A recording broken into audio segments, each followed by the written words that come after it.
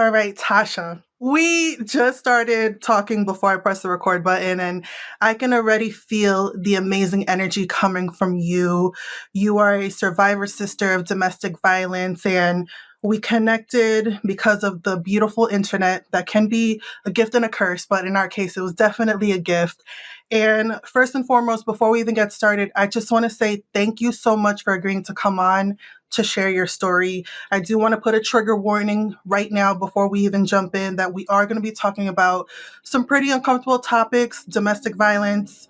It's definitely a subject that I hold really near and dear to my heart, being a survivor and advocate myself. And I know you feel the same way. So thank you so much for being here. Welcome to the show, Tasha. Thank you. That was such a beautiful description. And I'm so grateful to be here and to have met you and to just feel heard and seen. And we can connect over this. And hopefully, other people out there listening are connecting to this and to know that they're not alone. So I'm so grateful and blessed to be here. Yes, yes. The feeling is so mutual. But, before we even dive really deep into your story, I always have every guest that comes on start off with an introduction in your own words for people who are meeting you for the first time. So let my audience know, who is Tasha Rae?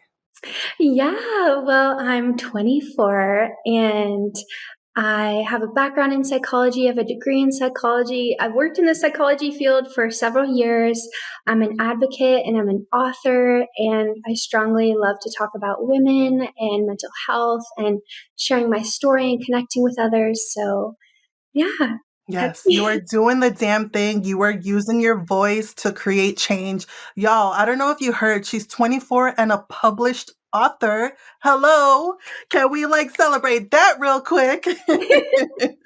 And we're definitely going to dive into that whole journey. But I always have every guest start off with childhood. Go back to baby Tasha. What was life like for her when she was a baby, when you were a child, when you were a teenager? Share with my audience what life looked like for you growing up. I grew up dancing and performing my whole life. As young as 3 years old, I was dancing and performing, and I just loved being creative, and I was writing. And I'm so grateful for my parents who showed us a holistic worldview of the world and different cultures. And we got to travel a lot. We got to go camping. And I remember just growing up and feeling free to create and to be. And I was very headstrong, like from a young age, even as a young girl. I was like, I'm going to grow up and I'm going to be this and do this. And my mom and my grandma talked about that a lot. And I connected with them over that and loved that because I think it's important to be a strong young woman in this world today. And I remember being free and being able to express myself. And I didn't really have a lot of fear. I did a lot of sports, and my dad and my older brother taught me to do that too, that anything a guy can do, I can do, and almost better is what they told me. But so that's what I remember. Yeah. I love that so much. And, it's funny that you say that you didn't have a lot of fear. And I specifically titled this episode, which I got from your portion of your book, How to Transform Your Fear into Faith. Girl, when I saw that title, I was like, oh, this is going to be powerful. And I really want to frame your episode around turning your fear into faith. And I know that's something that developed when you were in your abusive relationship. And I have had previous episodes with other survivors. Last season one, I did for the entire month of October. Each week was a new woman that I came across who was a survivor of DV. But I haven't had someone who experienced that at a young age. And I know for you, it started off when you were in high school. You talk about that in your book. It's called My Survivor Story. Definitely going to put it in the show notes so y'all can purchase it because I did, and it's fucking incredible. But I want to now shift the conversation into that part. And I know it can be triggering. I know it can be hard to talk about. So you take it at your own pace. You talk as deep or as superficial as you want to go into. But let's talk about, how did the relationship start out? When did the abuse begin? And what was the moment for you that you realized, I can't fucking do this anymore? Take us on that journey. Yeah, so my journey was a pretty long one. And I grew up around my abuser, so I kind of knew him through mutual friends. And at the time, my friends were his friends. And I think I even went to middle school with him. And I was really 16 in high school when I begun to get close to him. And we had similar classes, and he got good grades and played sports, and I was in sports. And I just remember right off the bat that we really clicked and we connected really quickly. And at a young age, I'd never been in a relationship really before that. I'd had like high school crushes, but nothing really serious. I was 16, I was like, oh, this must be what love is. And I just remember it progressing really, really quickly, and it turned really dark after high school. And I'd become very isolated, and he was really good at love bombing me.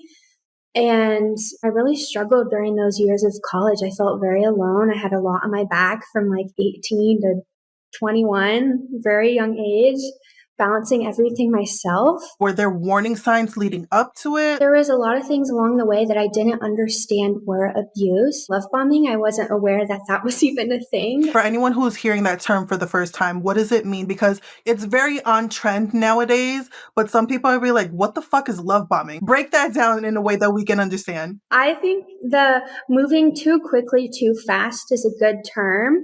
Like before you're really comfortable with this person or you really know a lot about them, they shower you with a lot of compliments, or they'll give you gifts, or they'll be very quick to put you in that space. Like he would leave notes on my car and bring me snacks and want to talk to me for hours and text me all the time and call me all the time. And I remember the summer after high school was when I really started to notice little things that felt off for me. And his actions started to not match his words. But I was still young. And at this point in time, we were going to do long distance. And that for me was heartbreaking in general because I was so young. And I was like, oh my God, what? This is my love of my life. I want to get married to this person. And from there, it was really easy for him to keep a mask on because when we did long distance, we were in two different states. And I would only see him for a weekend at a time. And, I just thought the clinginess or the jealousy or the things was quote unquote because he loved me or he wanted to protect me. Of course, that's not healthy, but they make you believe those things. And I know a lot of the warning signs, like I just remember being afraid if I didn't text him back at a certain time, then he would blow up on me. Or he'd want to know where I was and what I was doing at all times. And he said it's because he wanted to protect me. But it really wasn't. It was just based off control. Power and control. Yes. And he gaslight me, or if I would bring up certain instances about my feelings or what hurt me, he would totally turn it around on me and blame it on me. And anytime we got into an argument or a fight, I would be the one apologizing, even though he wasn't very nice, obviously. And I remember that summer and then into college is when it started to get way worse. I remember feeling depressed, and I was off 18 in a whole new city, and I was trying to work and go to school and join a sorority and have a long distance relationship away from all my family and all my friends.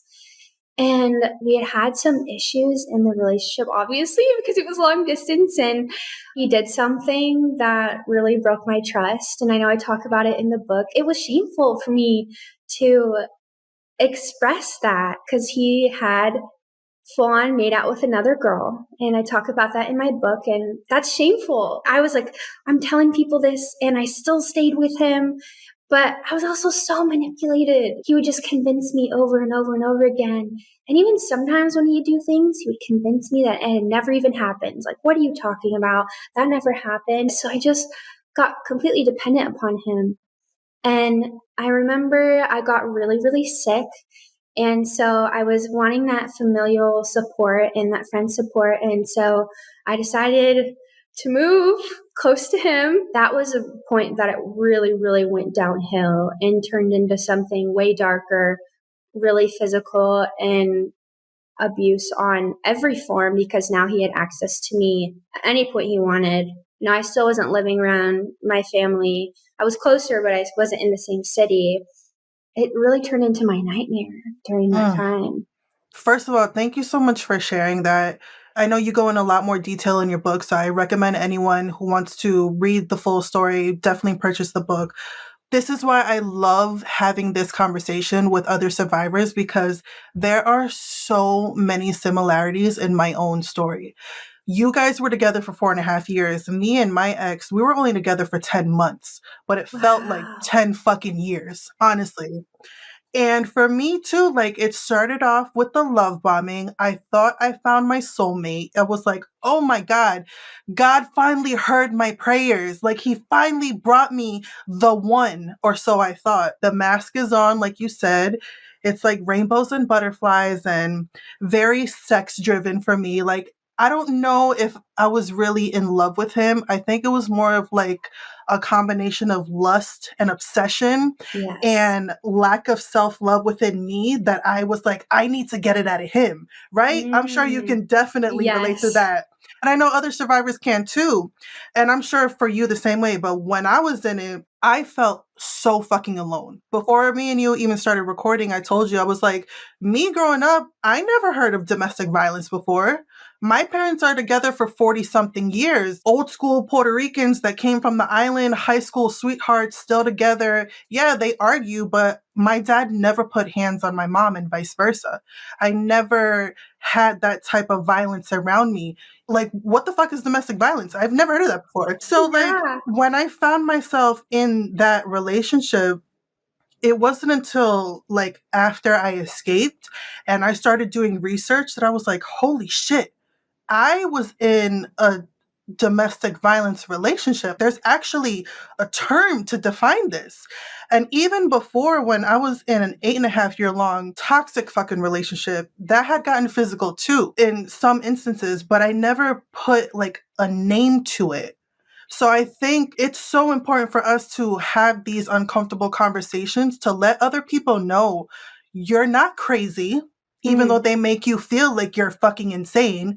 You're not the only one going through it, even though you feel like you are in that moment. And you can just see between me and you having this conversation right now, like, even though our situations were so different, they're also so similar at the same time. You described that so beautifully. So beautifully. I remember when I first got out of it too, my therapist called it crazy making. Like you Mm, literally think you're crazy. And I remember during that part, it was first of all hard to accept it. And I didn't understand. I didn't want to accept it. It was just disassociation to protect yourself, right? Because you don't want to admit that these things are happening to you and full on feeling that. I just love how you beautifully described that. And you're not crazy. Like they purposely have these tactics and they're really smart and they really plan it out and they're very manipulative and you'd have these really good threats that keep you in that really scared, fearful place.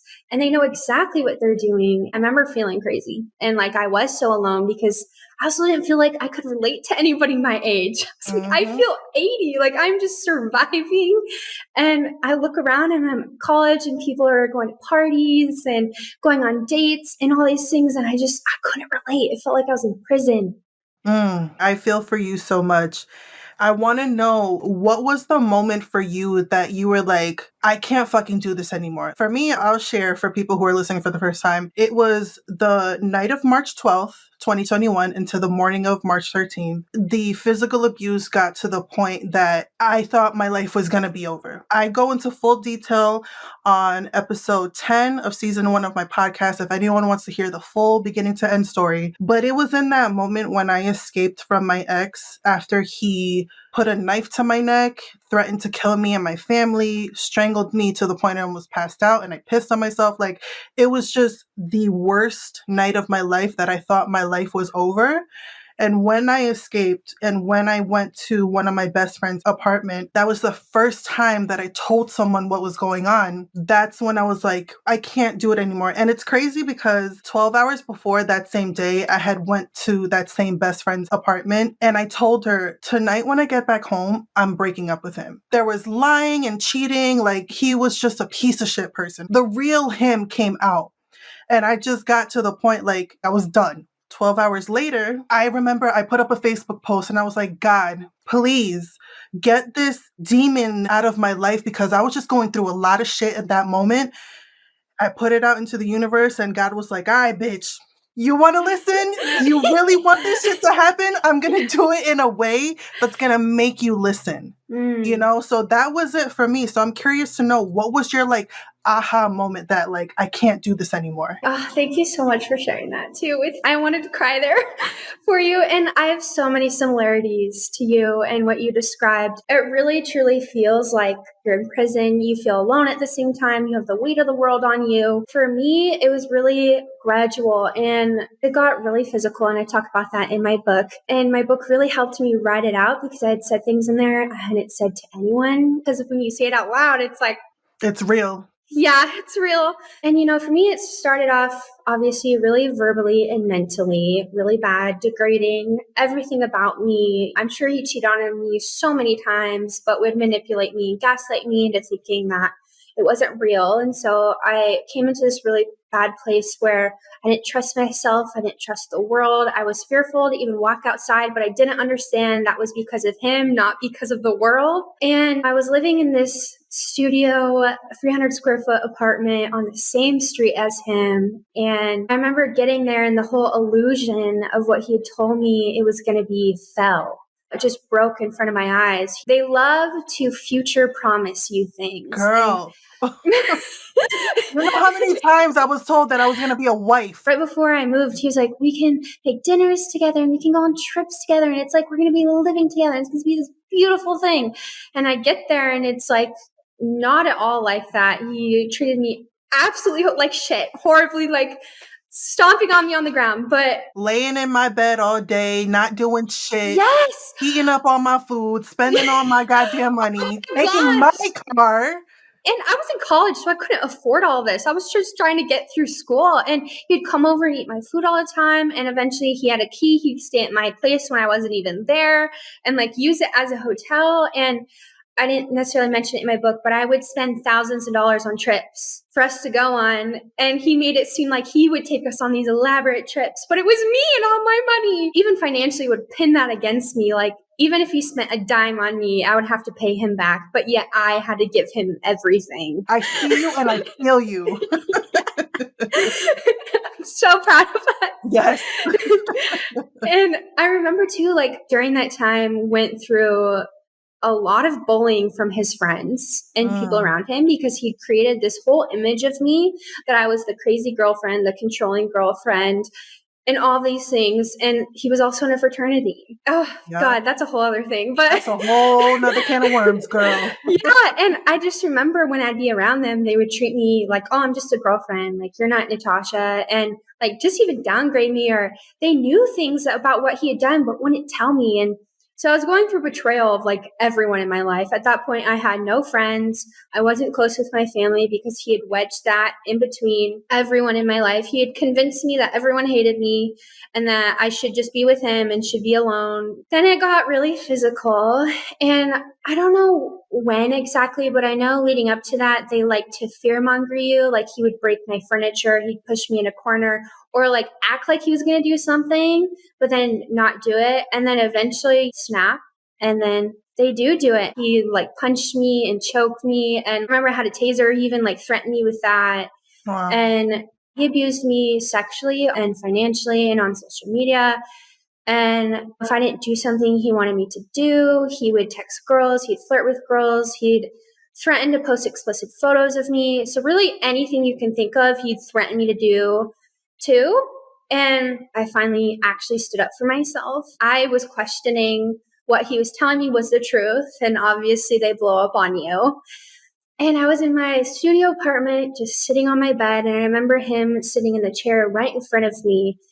And he had just been like cussing me out and telling me how you're so entitled, like you have all this and you have me, like why do you never let things go? Why do you complain about everything? Like calling me every name you can think of. And like before that, he'd done this almost every day and I couldn't take it anymore. I was like, I was probably sitting there for an hour or two just listening to this, but being fearful, obviously, of what could happen.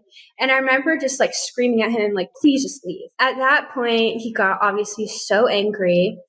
And I don't know if I told him, but I went to go call the police and he had seen that. And I tried so many times before, but obviously I never got to that point because I was fearful of my life. I remember him, like, he would always take my phone and he like threw it at the wall, trying to break it, just like break my furniture and break my stuff. And then this is when he like pushed me on the bed and held down all of his weight on my neck and on my chest. And I remember I had a little cute canopy on my ceiling and that fell and broke. And I was laying there. I don't even know. I wanted to like black out because disassociate. Like after 2, I got up, he like kicked me across the room and had like started hitting me and all these things. And I remember him grabbing a knife and telling me and holding it at me. He was like, you better shut the fuck up or else. Like I will envision his face, like his black eyes. It felt so soulless. Like I fully accepted death in that moment. And I know before there'd been times that I distinctly will always remember that night that I was like, I'm going to die. He's going to kill me. After that, he took my computer, my keys, my phone, my wallet, left my apartment so I couldn't call, get help for anything or anyone. And I didn't know it, but he had sat on my steps outside my apartment for hours, making sure I didn't leave and couldn't tell anyone. And I remember just like laying on the floor in front of the mirror, looking at like my bruises and it's gonna make me cry. And I just remember like scream crying. And then I was fearful that he was going to come back. So I remember I locked myself in the bathroom. And there'd been so many times I'd locked myself in the bathroom because I was in a studio apartment and he'd broken the lock so many times. So I remember just sitting there like I didn't want to be alive anymore, you know? And I remember just like screaming to God and I was like, please just take me away. I can't handle this anymore. Like I feel numb, but at the same time, I'm in so much pain physically and mentally and emotionally, and I don't want this to be real. Like, can this just be a nightmare that I wake up from and it all goes away?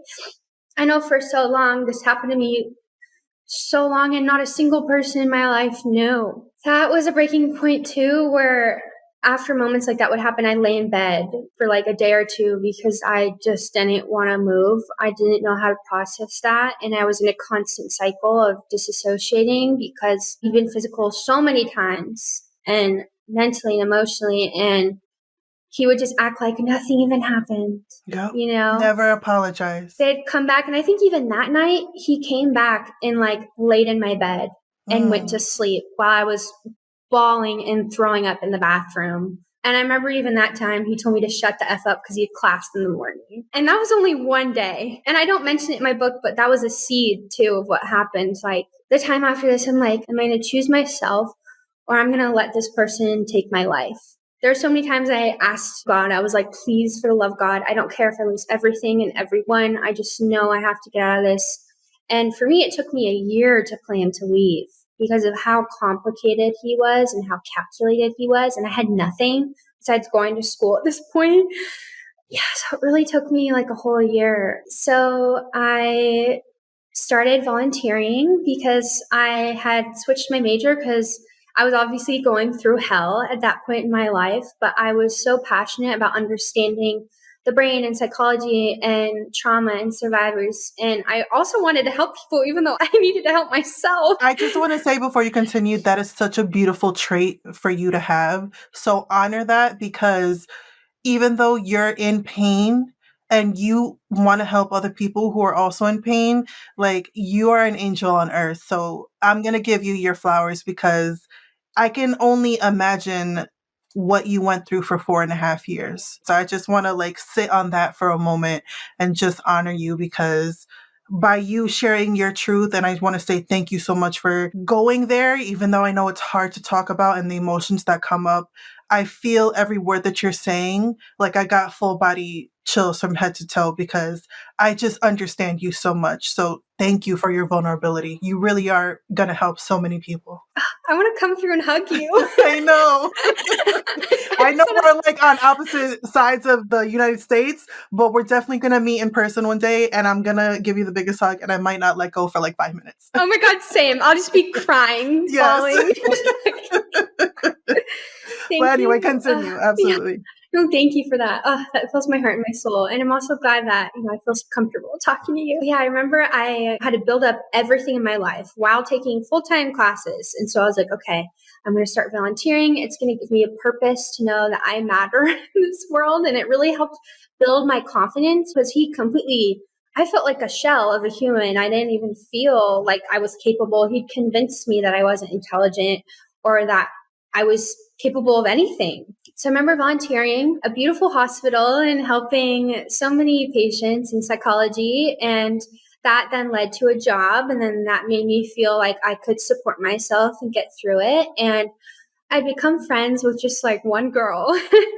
And I tried to like put myself out there eventually because they are very controlling, your abuser, and they don't necessarily want you around certain people unless they quote unquote approve or know that they're not going to like convince you to leave them. And this girl was also dating a guy who was friends with him. So Oh. it was such an interesting dynamic, but I'd become close with her. And I remember over the course of time, she started asking me questions, but like supportively and being like, is this really right for you? Are you feeling okay? Like, how is he treating you? Like, that's not really okay. And so slowly over time, I started to open up to her.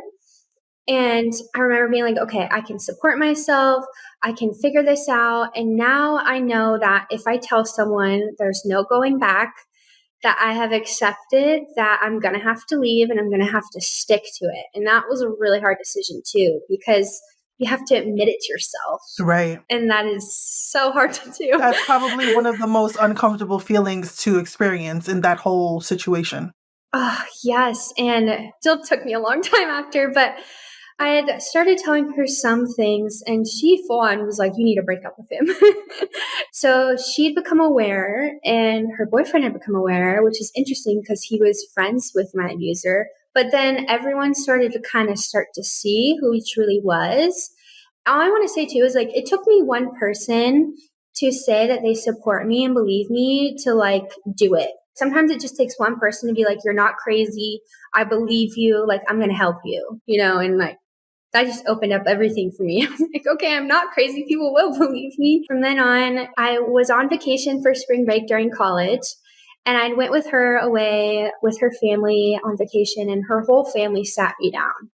And they're like, girl, you need to get out of this. You're not obviously going to make it out alive if this continues this way. And we're going to support you and help you and figure this out. And I was like, holy ish. Like, this is people who like somewhat know me, but don't really know me or telling me this. I was like, this is the biggest sign from the universe that like, this is your time. Like, you need to get out. And actually, when I left was when the pandemic had first started. And we weren't living together because he was in a fraternity and I was living in a studio apartment. And so the fraternities were shutting down. And so he had left to go to his hometown. So he wasn't there. And I remember being like, this is my out. I can break up with him and I can leave. And he's in a different city than me. And my friends are aware of this happening. I was like, okay, I'm going to do this the next day when I get home from this trip. And I remember I also broke down to my mom. I had called her and told her. And of course, that was heartbreaking. I can't even imagine that feeling.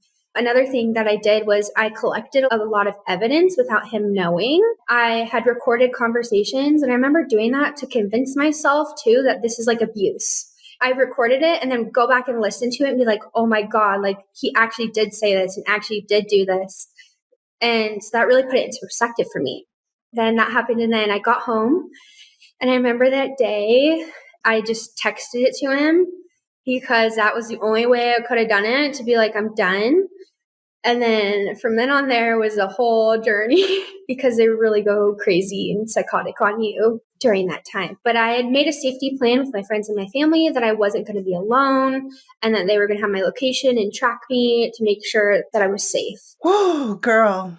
I just want to commend you. I want to commend you so much. Thank you so much for taking us on that journey because it really does paint a picture for, like I said before, people who may question, who were like me and never heard of DV before. And they might be in an abusive relationship that they're not really sure. So I really appreciate you going into detail and saying the similarities between mine and your story to just help at least one person to be like, okay, I need to start opening up my eyes a little bit more, or I need to start taking down notes or recording conversations. That's so fucking smart. That's not something that I did, and I wish I would have, because maybe my ex would have gotten more time. Luckily, I was able to get justice, and he is in prison for what he did to me. I want to commend you so much. Thank you so much for sharing that. So now we're going to turn the conversation into a little bit more positive. I always start off with the heavy shit because we don't forget about what we've gone through, but we don't allow it to define us anymore. There might be some tears because I'm going to read the last chapter of your book, which was so fucking powerful. Yes, y'all, like I said, she's a published author. And I really want you, after I read this, to tell my audience why you decided to go globally public. Like, it's one thing to tell people that you know, like you said, your friends and your family, but for you to tell the world what you've gone through in like the most darkest moments of your life, it's fucking hard. But before we even do that, I have the book right in front of me, y'all. This is her last couple of paragraphs of her portion. I learned to turn my pain into purpose and my experience into wisdom to help others. Ultimately, learning to give myself compassion and acceptance for who I am at my core. I chose faith over fear. Since then, I have never looked back. I knew that chapter of my life had come and gone. I gained a new version of myself. She knows how to turn her pain into power, her darkness into light, and her experiences into wisdom. Living through and experiencing all that I have at such a young age, I can honestly say that I would not be who I am right now. The girl who is full of strength, fearless determination, and even hope for the future. I can assure you that you are not alone and will never be alone in your pain. I am sharing my story to empower you, a beautiful soul who always deserves to be heard, understood, and above all, to be seen. Girl! That's gonna make me cry. Girl! When I read that last part, I was like, this is the epitome of the type of person that I want on my platform with whatever trauma that you've gone through. For you to be able to articulate yourself in a way that's like, I'm taking my power back. Even though you fucking broke me down to nothing, you were able to build yourself back up. So, why did you go public with your story? And why do you think it's important for people who have gone through similar situations to speak up and speak out? Oh, it's so beautiful. It's so powerful. I was almost crying reading that. You know, every time editing and reading it, I cried every time. But, you know, I just remember the feeling of being so alone. No one could understand me. And I remember in media when I was first trying to figure out if I was in an abusive relationship or what an abusive relationship was, I was trying to Google stuff or find stuff around my age, and I couldn't find that many young survivors who had experienced what I went through and could describe that age or that perspective to me. And I just remember in my healing journey too, I had posted my first ever YouTube video talking about it. And I was so scared. I had so many panic attacks. So scary to admit that and be so vulnerable just online to anybody. But I just remember knowing that even if it affects one person, if one person could listen to this or read this and to know that they're validated and they're heard and they're seen and they're not crazy and that they're capable and that they are strong and beautiful and intelligent and that this isn't going to define them. And of course, this is such a horrific and difficult can happen to you, but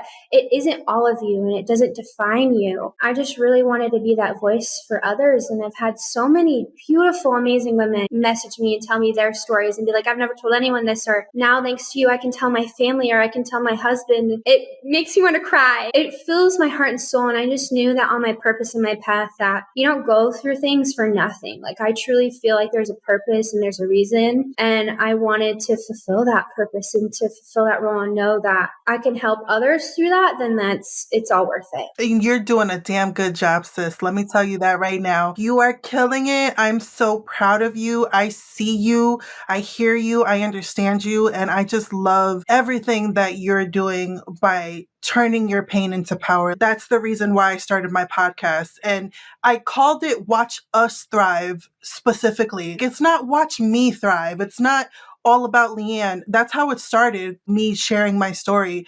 But it has turned into this platform where I have people like you who have gone through something that I've gone through, or even something that I haven't gone through, and they have been able to rise from the ashes, from the trenches, from some of the most difficult moments of their life, and they haven't allowed it to define them. And I think there's such beauty in being able to do that. It takes a strong fucking person to do that. I see you, sis. I see you and I feel you, okay? Oh my God, I love you. Like, I want to say I love you. I love you too, girl. I do. We can be soul sisters. Oh, we together for life, girl. Yeah. Whether you There's like it no or going not, back. there's no going back, okay? Okay, so I want to ask you a question. I don't know if you've gotten asked this, but I definitely have as being a survivor. And I know a lot of people have gotten this question too, which can be uncomfortable. It's that dreaded question of like, but why did you stay? Why didn't you just leave? I want to get your thoughts about that. How would you tell someone who has experienced what we've gone through to answer that in a way that is healing for them? That's so beautiful. I love that you bring this up because it is so incredibly important to bring awareness or educate people, because I heard this, I don't even know how many times. And it's a really big thing in society where we tend to shift the focus on the victim or the survivor and be like, well, I wouldn't let somebody treat me that way. Why didn't you leave? Well, why didn't you tell someone? So I'm so glad we're talking about this, because we need to Absolutely. shift the focus on the behavior of the abuser, And obviously. be honest, like before I went through what I went through, I used to be that type of girl. Like I would be like, she's a fucking idiot for staying with someone like that. That would never happen to me. Lo and behold, it happened to me. So I Right? think it's important for us to definitely highlight that. Yes, and that it can happen to anyone, And my thing, so many people would judge me based on, my outer appearance or how I grew up, and just assume that, you had it easy because the way you present yourself or the way you hold yourself. And we can never judge a book by its cover because we have no idea what somebody's going through. But I know for me, like when I would answer this question, I would try to change their perspective in a way of like, well, there's so many facets that go into this. And for me, it was over a long period of time. So you're manipulated slowly over time. You don't understand that you're being manipulated. Sometimes you don't even know it's abuse until somebody tells you it's abuse, because they make you believe that they love you. So you're in this relationship with somebody for so long, told you that they loved you, and they also hold threats against you. And when they're threatening to harm you, your family, your loved ones, I know in that situation, I would have rather taken it than them harming anybody else in my life. And they slowly chip away at you, your finances. Sometimes you can't leave because you have no money. They ruin your credit, or you don't have friends or family at that point. And so I love that we educate and bring awareness to the cycle that happens, because it really happens to anyone. And usually, like strong, independent women, they go after because they want that, but they also resent it in a weird way. And they also like have anger towards it. So it's this really disturbing cycle. Even growing up, before I was independent and I was strong minded and I didn't care. And then I completely turned into somebody different because of that. Yeah, it's just really good manipulators and their fear-based mindset. But I would also say, like, when you're answering that, just like holding strong in yourself. And I present it in a way of like maybe an opportunity to change perspective. But of course, if they're not willing to listen and they don't want to listen, then like, you can't do that. Exactly. Yeah, it's just so important to educate like what really happens. Yeah, and I really love that you brought up the financial abuse aspect, because that's something that I never heard of before until I started going down the rabbit hole of figuring out what the fuck is domestic violence. And I saw a statistic that was like mind blowing to me, that 99% of DV victims experience financial abuse. When I saw that, I was like, holy shit.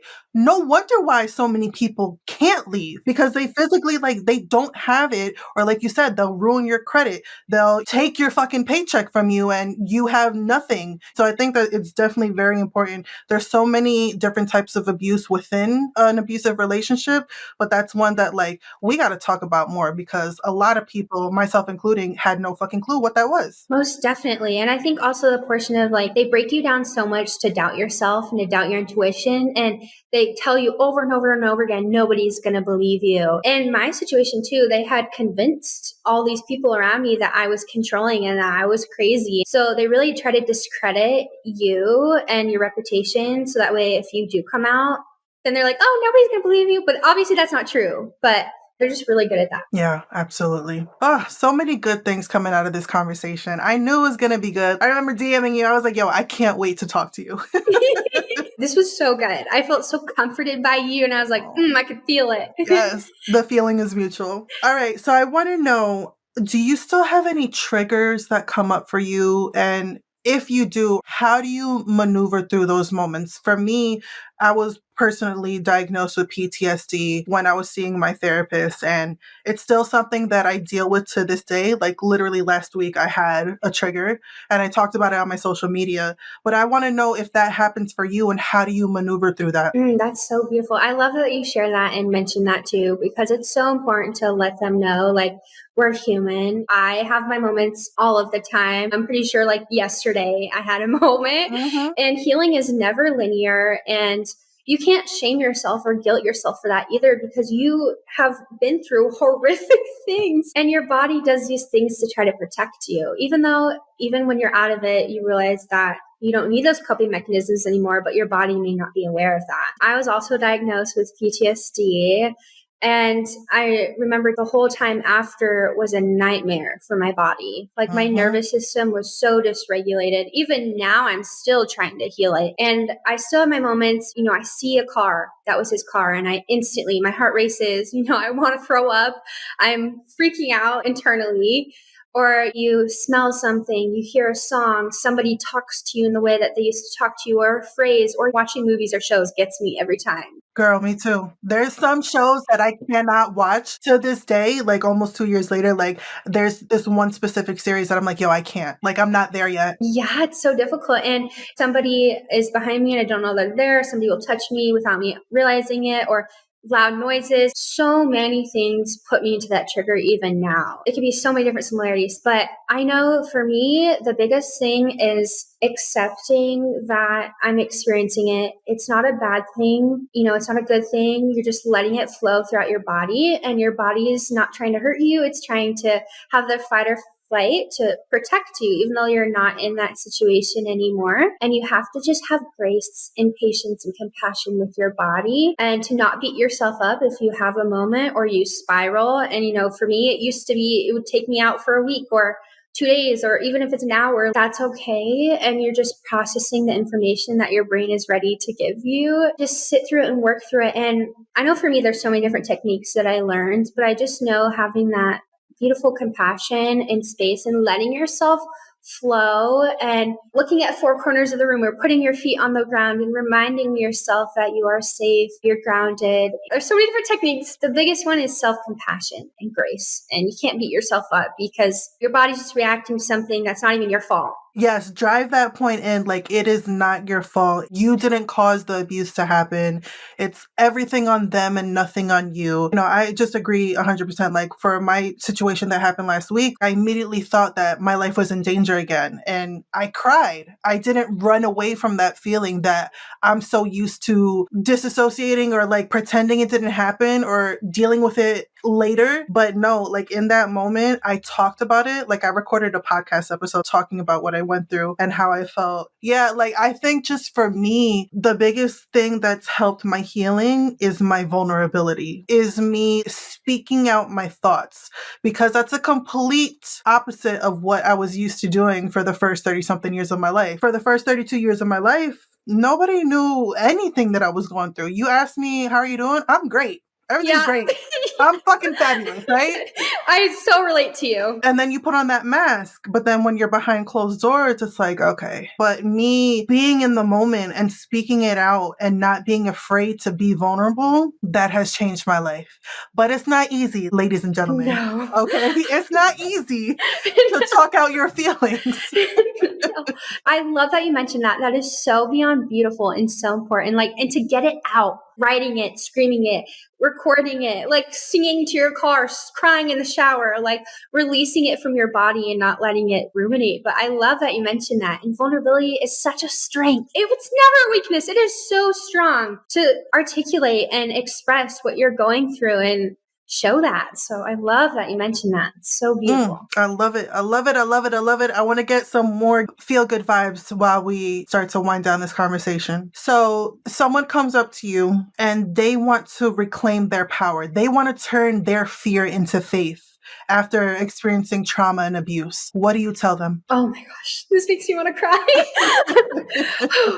I also want to say too that their words are not your words. Their words are lies, and they're probably projections of themselves. They don't determine your worth or your value, and what they did to you was never your fault. You were so beautiful and capable and strong, and they tell you all these lies. And I know that there's probably moments where those words swirl around in your brain and try to convince yourself that you aren't capable, but really they were the ones holding you back all along. And you have a purpose and a reason to be here on this planet and on this earth right now. And just for you living, breathing, existing, you are valuable and you are worthy. You have a beautiful life ahead of you, and chapters come and go. You're capable. I'm going to need for y'all to play that back a few times when you need some feel good vibes. When you're having your sad girl day, run that back and just tell yourself that. Look in the mirror. I am beautiful. I am strong. I am worthy. I am capable. I survived. I'm here for a reason. Come on.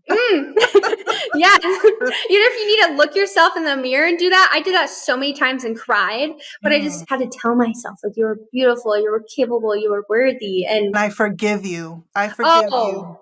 Yes, you have to forgive yourself and have that grace and that space for yourself. I love it. I love it. I love it. Okay, I want to get another piece of advice from you. What about when it comes to like finding love after abuse? Right now in the season that I'm in, I'm going on 2 years of celibacy. I'm not dating. Complete shutdown because we're focusing on healing Leanne. But eventually I want to find love. But there's also fear within me that I know I need to work through. What if it happens again? You know, that voice that we all have, it's always talking back here. So I want to know, what advice would you give, say, to me who's afraid to put themselves out there and find love again after experiencing abuse? I love this. I so relate to this. No, that's me too, girl. Yes. But I know for me, it's like baby steps are okay. And you're going to know, and you're going to be able to feel it. And especially if you're self-aware and in that moment of like, is this going to happen to me again? You're going to see it and you're going to feel the signs. And, now I can sniff it a mile away. I say too, like towards love, what helped me was opening up in friendships and developing like love and friendships and becoming closer to family. And that really helped me feel comfortable to be vulnerable and to test my boundaries and what felt right for me. I think trusting yourself, like you can trust yourself, because you're going to know. You're going to see the signs. Your body's going to feel it and it's going to tell you. And baby steps are okay and boundaries are good. You never have to do, obviously, anything that you don't feel comfortable doing. And you can even voice that and be honest with somebody that you're interested in or feeling. And it's also okay to test it out and just like hold your worth and your boundaries and set these little things with yourself. I know for me, I obviously am not with anybody serious, but I know for me, like if I were to go on a date, I would hold boundaries with myself and be like, okay, I don't really feel comfortable having them walk me to my car. I know I can get up at any point and leave if I want to, because I can. Just baby steps, I think, is good. Yes, let's normalize baby steps and not having to rush like we did in those relationships. Oh, right? God. Yeah. It's a whole 180 now, okay? Yes. Well, in friendships, having a basis of friendship is so important. And For sure. you can go that way, I love that. Noted. I'm going to take that one down. So now I'm going to ask you the questions that I ask every guest that comes on the show as we wrap up the conversation. So I want to know, number one, what have you learned about yourself and the type of woman that you've become to be on your journey to healing? Like, what's the one thing that you're like, all right, Tasha, like, she's out here killing it. I love that. I love that you ask people this question. It's so beautiful. Because I've definitely struggled with, obviously, self-love through my healing journey. But I think just resilience. I always have this fire and this passion, even if it gets burnt out a couple times or somebody tries to kick sand on it, deep in my soul, I have this passion fire to keep going. I try to have an outlook of life of, even if difficult things happen to me, what am I learning from it? How am I growing from it? What perspective or skill or knowledge is this going to give me for the next phase in my life? I've really come to love that about myself and hold it strong and know that that's a beautiful quality. Even though I've been through so much hell, like I'm grateful for the resilience and the passion and determination and like the love for the little things in life. I love that. And, I say this in so many episodes, but there is a quote that my former life coach, shout out to Erica Kramer, but when I first came across her during it was like an online event, she said this quote that has stuck with me. And it is, there is a message in the mess. And when I heard that, that was really in the beginning of my whole journey to healing. And when you really think about it, being on the other side now, it's like, I went through what I went through and I survived it for a reason, because I started this podcast, because me and you are sitting down right now and having this beautiful conversation that's going to heal so many people. We went through what we went through for you to write your book, for you to be out here speaking to people and collaborating and just helping communities of women and men too that are suffering in silence. Like, we went through the shit and we survived it for a reason. And it's hard to see that when you're in your mess, but if you're able to come out on the other side of it, know that there's so much healing and power in it. So honor your fucking mess. Okay? Yes. Celebrate it. Yes. Yes. I wanted to I love cry. that. You keep making me want to cry. But it's so beautiful and it's so true. Like, I just knew that. I told God that too. Like, so many conversations. I'm like, if this can help one person, or, it's healed so much in my family or older, like especially older generations of women who've went 20 years and haven't told a single person. It's like, it's so beautiful to know that it can be so healing and validating for so many people. And like, oof, yeah, it gets me in my soul. Yes. I mean, she is the epitome of turning her fear into faith. It's why I wanted you on, because I just knew like she was just going to change lives with her story. Oh my God, so are you. Yes. You're Thank beautiful. you. I mean, the queen in me sees the queen in you, okay? We're going to be friends for life. Yes, we are. You're on the Watch Us Thrive podcast. So tell my audience, what does thriving mean to you? Thriving to me means full radical self-acceptance, self-love, acknowledging yourself and uplifting yourself and being okay with the waves of life. I think just love in general, being there for yourself and loving yourself and dating yourself, respecting yourself, doing what's good for you too. I just think holding that love for you is so important, because when you fill up your cup, you can then fill up everyone else's cup too. But you got to fill yours up first, okay? Yes. And buy yourself the damn flowers. You don't need a man or a woman to buy you flowers, okay? I do that all the time. Oh my gosh. And cookies. Like, I'll take myself out to dinner, Go to the movies by yourself. It's fucking life-changing, okay? Or a concert sometimes. Yes, You're just like, absolutely. I love it. You have to treat yourself the way you would want someone else to be treated. And you got to set that standard. And if anyone falls below it, they're not the one for you, okay? Round of applause. Yes, so on point. So beautiful. 2 more questions, and they might be heavy, but this whole conversation has been heavy. Yeah. If you had the opportunity to say something to your abuser, being the woman that you are today, what would you tell him? I'm going to answer 2 different things, but I think a part of me would be like, you don't get to deserve to see me, hear me, breathe the same air as me, know I exist or what I'm doing in my life. For me, it's like, he does have narcissistic, maybe even sociopathic, and so I know he doesn't have guilt. But what I would say is, you didn't break me. I am worthy. I am here for a purpose. I learned a lot of lessons in this experience and in this journey. And now I can help beautiful, amazing women with what I've learned from you. And you don't deserve to see me now. I fought so hard for myself. And, there's so many moments where there's times where I expressed to him so many times of my feelings and what he did. And he obviously wasn't capable or didn't care to know. Like, honestly, I'm grateful for the lessons and the skills that I learned from this situation and from him. But yeah, I don't honestly know if I have to, like, honestly. You said it in such a graceful way. Like, mine would have been like, fuck you, and I hope you're suffering. Like, I wish you nothing but misery and pain. So valid. Yeah, I love that. And just the fact that like you didn't break me, like you have no more control or power over me. That's just powerful in and of itself, but still fuck you, okay? Beautifully said. That's the way I'm gonna say it, okay? Yes, scream it. Yes. All right, final question. Close your eyes for this and I want you to picture it and imagine it, okay? Okay. So in the far, far future, far, far, far, far future, when you're no longer living on this earth, someone has to sit down and write about you. What would you want them to say? This is going to make me cry. Let me tell you something. This is a new question that I'm asking people. I heard it on TMZ. Yeah, TMZ. Like Harvey, whatever his name is, he asked that question to Lamar Odom. And I was like, that's a good question to end my podcast. So I want to know, what do you want someone to write about you, say about you when you're no longer here? I love that question too, because it makes you look at yourself with such love and compassion. Mm-hmm. And I have such a hard time. Me Oh my too. God.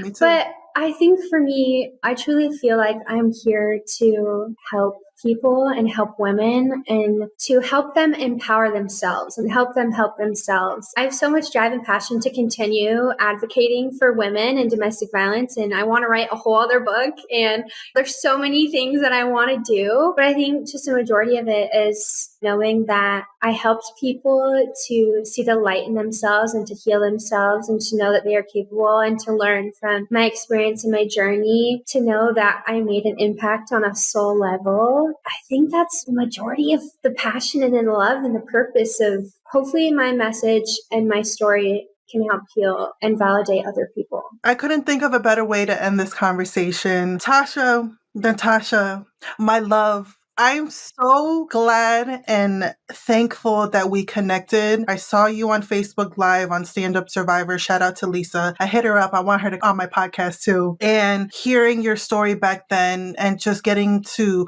read your story and even conversing with you today, you haven't only healed parts of me, but I know you're helping so many other people with your purpose, your passion. I can feel it, hear it, see it. I could probably smell it if I was next to you. So I just want to say thank you. And I know so many people who are listening are going to want to learn more about you. So please let my audience know how we can follow you. What are you working on? Where can we get this book for anyone who's watching on YouTube? Plug it all in. Before I say that, I just want to validate what you said too. And this conversation has been so healing for me too. And I'm so grateful to know you and to have met you and to hear your story. And that has been so impactful for me. And I'm so grateful that you shared that with me too. Thank you. And I'm blessed to be here. Yes. For my book, you can get it on my website, because on my website, I make sure to sign it and add a personalized message for you. And I send it to you with light and love. Yes. And that's what I got. With purpose and intention. And my website is www.tasharay.com. You can always DM me on my Instagram. That's where I love to communicate with people, and a lot of women have reached out to me through there. And that's tasha.ray with 2 E's. Definitely going to leave all of your info in the show notes. Tasha, once again, thank you so much for being here. Continue using your voice and your words to create a change. I know the sky is the limit for what's to come for you. And I just want to say thank you. And I mean, you stuck with me for life, girl. Okay. Oh my God. Yeah, I'm not going anywhere. We're best friends now. Best friends forever. Soul Survivor sisters. Yes. Thank you, my love. Thank you. I appreciate you so much.